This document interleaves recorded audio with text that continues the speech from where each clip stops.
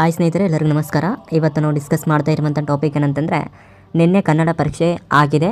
So ಎಲ್ಲರೂ ಕೂಡ ಚೆನ್ನಾಗಿ ಬರೆದಿದ್ದೀರಿ ಅಂತ ಅಂದ್ಕೊಳ್ತಾ ಇದ್ದೀನಿ.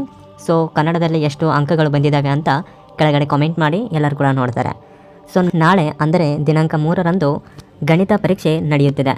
ಸೊ ಅದರಲ್ಲಿ ನಾವು ಕೆಲವೊಂದು ಮಿಸ್ಟೇಕ್ಗಳನ್ನು ಮಾಡ್ತಾ ಇರ್ತೀವಿ. ಸೊ ಆ ಮಿಸ್ಟೇಕ್ಗಳು ಏನೇನು ಅನ್ನೋದು ಈಗ ನಾವು ಡಿಸ್ಕಸ್ ಮಾಡ್ತಾ ಹೋಗೋಣ. ನೀವು ಮ್ಯಾಥಮೆಟಿಕ್ಸ್ ಬಿಡಿಸ್ಬೇಕಂತಂದರೆ ತುಂಬ ಇಂಪಾರ್ಟೆಂಟ್ ಅಂತಂದರೆ ಫಾರ್ಮುಲಾಸ್ ಗೊತ್ತಿರಬೇಕು ಮತ್ತು 3 ಮಾರ್ಕ್ಸ್ 4 ಮಾರ್ಕ್ಸ್ 5 ಮಾರ್ಕ್ಸ್ 6 ಮಾರ್ಕ್ಸ್ ಏನಿರ್ತವೆ ಇವುಗಳ ಮೇಲೆ ನೀವು ಹೆಚ್ಚು ದೃಷ್ಟಿಯನ್ನು ಇಡಬೇಕಾಗುತ್ತೆ.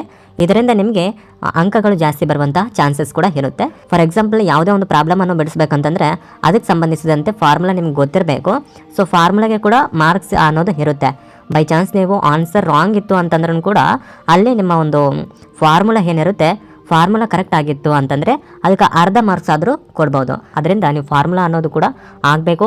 ಸ್ಟೆಪ್ ಬೈ ಸ್ಟೆಪ್ ಎಕ್ಸ್ಪ್ಲನೇಷನ್ ಅನ್ನೋದು ಕೂಡ ತುಂಬ ಇಂಪಾರ್ಟೆಂಟ್ ಆಗಿರುತ್ತೆ. ಪರೀಕ್ಷೆಯಲ್ಲಿ ಟೈಮ್ ಮ್ಯಾನೇಜ್ ಅನ್ನೋದು ತುಂಬ ಇಂಪಾರ್ಟೆಂಟ್ ಇರುತ್ತೆ. ಸೊ ಅದರಿಂದ 5 ಮಾರ್ಕ್ಸ್ಗೆ ನೀವು ಎಷ್ಟು ಸಮಯವನ್ನು ಕೊಡಬೇಕು, 4 ಮಾರ್ಕ್ಸ್ಗೆ ನೀವು ಎಷ್ಟು ಸಮಯವನ್ನು ಕೊಡಬೇಕು, 6 ಮಾರ್ಕ್ಸ್ಗೆ ನೀವು ಎಷ್ಟು ಸಮಯವನ್ನು ಕೊಡಬೇಕು, 1 ಮಾರ್ಕ್ಸ್ಗೆ ನೀವು ಎಷ್ಟು ಸಮಯವನ್ನು ಕೊಡಬೇಕು ಅನ್ನೋದು ನಿಮಗೆ ಮೊದಲೇ ತಿಳಿದಿರಬೇಕು.